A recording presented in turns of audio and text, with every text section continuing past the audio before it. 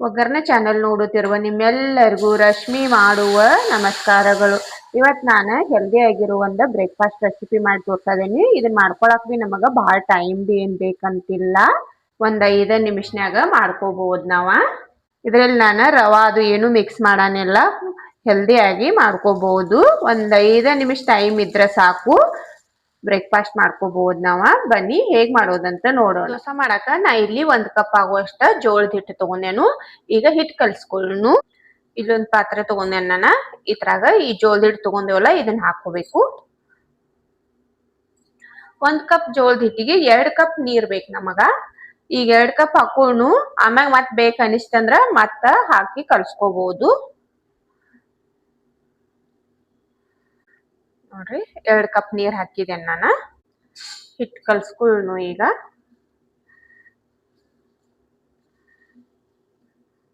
ನಮ್ಗೆ ಇದ್ರಾಗ ಬ್ಯಾರೆ ಯಾವ್ದು ಹಿಟ್ಟ ರವಾ ಯಾವ್ದು ಹಾಕೊಳ್ಳೋದು ಬೇಡ. ರವಾ ಹಾಕದೆ ಬಿ ನಾವ ಕ್ರಿಸ್ಪಿಯಾಗಿ ಮಾಡ್ಕೋಬಹುದು ದೋಸಾ. ಮತ್ ಜೋಳದ ಹಿಟ್ಟಿನ ಮಾಡ್ಕೋದ್ರಿಂದ ಹೆಲ್ದಿ ಆಗಿ ಬಿ ಮಾಡ್ಕೋಬಹುದು. ಒಂದ್ 5 ನಿಮಿಷ ಟೈಮ್ನ್ಯಾಗ ಬಿ ನೀವು ಬ್ರೇಕ್ಫಾಸ್ಟ್ ರೆಡಿ ಮಾಡ್ಕೋಬಹುದು. ಇದ್ ನೋಡ್ರಿ ಹಿಟ್ಟ ಕಲ್ಸಿದೆ ನಾನು. ನೋಡ್ಬೋದು ನೀವು, ಒಟ್ಟ ಗಂಟಿಲ್ಲ ಏನಿಲ್ಲ. ಈಗ ಇದನ್ನ ತೆಗೆದು ಇಟ್ಕೊಳ್ಳೋಣ. ಚಟ್ನಿ ಮಾಡ್ಕೊಳ್ಳೋಣ ಇದ್ರ ಜೊತೆ ತಿನ್ನಾಕ. ಚಟ್ನಿ ಮಾಡ್ಕೊಳಕ ಒಂದ ಮಿಕ್ಸರ್ ಜಾರ್ ತಗೊಂಡೆನ. ಇದ್ರಾಗ ಕೊಬ್ಬರಿ ಹಾಕ್ತಾನು. 1-2 ಚಮಚ ಆಗುವಷ್ಟ ಪುಟಾಣಿ, ಇದಕ್ಕ ಹುರಗಡ್ಲೆ ಬಿ ಅಂತಾರು. ಖಾರಕ್ಕೆ ಬೇಕಾಗುವಷ್ಟ ಮೆಣಸಿಕಾಯಿ. ನಾ 1-2 ಮೆಣಸಿಕಾಯಿ ಹಾಕೋದನ್ನು. ನಿಮ್ಗೆ ಖಾರಕ್ಕೆ ಎಷ್ಟು ಬೇಕು ನೋಡಿ ಹಾಕೋಬಹುದು. ಒಂದ್ ಸ್ವಲ್ಪ ಶುಂಠಿ, ಹಸಿ ಶುಂಠಿ, ರುಚಿಗೆ ಬೇಕಾಗುವಷ್ಟು ಉಪ್ಪ, 1/4 ಚಮಚ ಆಗುವಷ್ಟು ಜೀರಿಗೆ, 4 ಎಸಳು ಆಗುವಷ್ಟ ಬೆಳ್ಳುಳ್ಳಿ ಸುಲಿದು ಇಟ್ಕೊಂಡೇನು, ಅದನ್ನು ಹಾಕ್ತಾನು.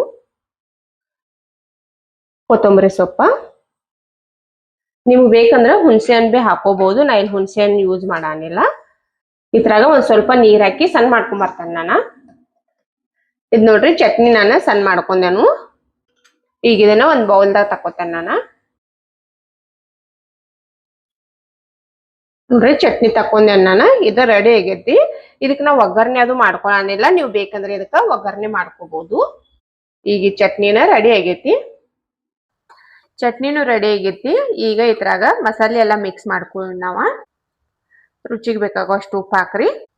ಇಲ್ಲ ನಾನು ಒಂದ್ ಈರುಳ್ಳಿ ತಗೊಂಡ ಚಿಕ್ಕದಾಗಿ ಕಟ್ ಮಾಡಿ ಇಟ್ಕೊಂಡೇನು, ಅದ್ ಹಾಕ್ತೇನು. ಈರುಳ್ಳಿ ಅದು ನಿಮಗ ಎಷ್ಟು ಬೇಕಲ್ಲ ಕ್ವಾಂಟಿಟಿ ಹೆಚ್ಚ ಕಡಿಮೆ ಮಾಡ್ಕೋಬಹುದು. ಒಂದ್ ಕ್ಯಾರೆಟ್ ತುರ್ದು ಇಟ್ಕೊಂಡೇನ ನಾನು, ಅದ್ ಹಾಕ್ತೇನು. ಈರುಳ್ಳಿ ಎಷ್ಟು ಚಿಕ್ಕದಾಗಿ ಕಟ್ ಮಾಡಕ್ ಆಗ್ತೈತ್ಲ ಅದ್ ಚಿಕ್ಕದಾಗಿ ಕಟ್ ಮಾಡಿ ಹಾಕೋರಿ. ಆಗ ದೋಸೆ ಚಲೋ ಬರ್ತೈತಿ. ಕೊತ್ತಂಬರಿ ಸೊಪ್ಪು ಕಟ್ ಮಾಡಿ ಇಟ್ಕೊಂಡೇನು, ಅದನ್ನ ಹಾಕ್ತೇನು. 1-2 ಹಸಿ ಮೆಣಸಿಕಾಯಿ ಸಣ್ಣದಾಗಿ ಕಟ್ ಮಾಡಿ ಇಟ್ಕೊಂಡೇನು, ಅದನ್ನ ಹಾಕ್ತೇನು. ನೀವು ಬೇಕಂದ್ರೆ ಜಜ್ಜಿ ಬಿ ಹಾಕೋಬಹುದು. ಒಂದ್ ಅರ್ಧ ಚಮಚ ಆಗುವಷ್ಟು ಜೀರಿಗೆ ಹಾಕಿ ಎಲ್ಲ ಒಮ್ಮೆ ಮಿಕ್ಸ್ ಮಾಡ್ರಿ. ಹಿಟ್ಟು ನೋಡ್ರಿ ಈ ತರ ತಿಳುವು ಇರಬೇಕು. ಹಿಟ್ಟು ಗಟ್ಟಿ ಇತ್ತಂದ್ರೆ ದಾಸಿ ಕ್ರಿಸ್ಪಿಯಾಗಿ ಬರುದಿಲ್ಲ. ನೋಡ್ಬೋದು ನೀವು, ಈ ತರ ತಿಳುವು ಇರಬೇಕು. ಈಗ ಇದು ರೆಡಿ ಆಗೈತಿ. ದೋಸೆ ಮಾಡ್ಕೊಳ್ಳೋಣ. ತವೆ ಕಾಯಕ್ಕೆ ಇಟ್ಟಿದ್ದೇನು.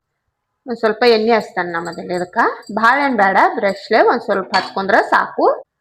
ತವೆ ಕಾದೈತಿ. ಈಗ ದೋಸೆ ಹಾಕೊಳ್ಳೋಣ. ಹಾಕೋಕ್ಕಿಂತ ಮುಂಚೆನ ಒಮ್ಮೆ ನೋಡ್ರಿ ಎಲ್ಲ ಈ ತರ ಕಲ್ಸ್ಕೋರಿ.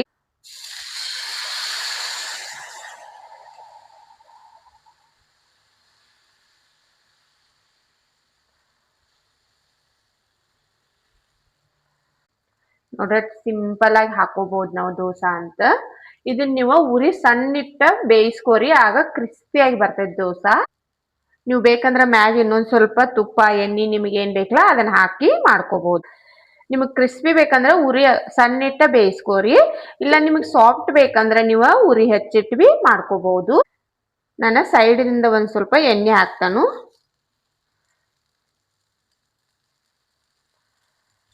ಭಾಳ ಏನ್ ಬೇಡ. ಈಗ ಇದನ್ನ ತಿರ್ಸ್ಕೊಳ್ಳೋಣ.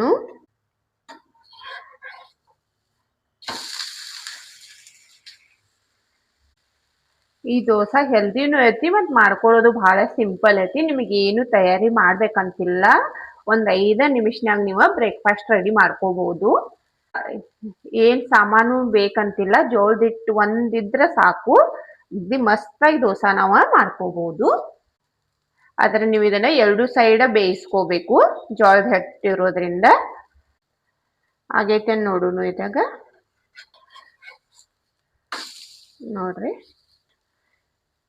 ಇದಾಗೈತಿ ತಕ್ಕುಳ್ನು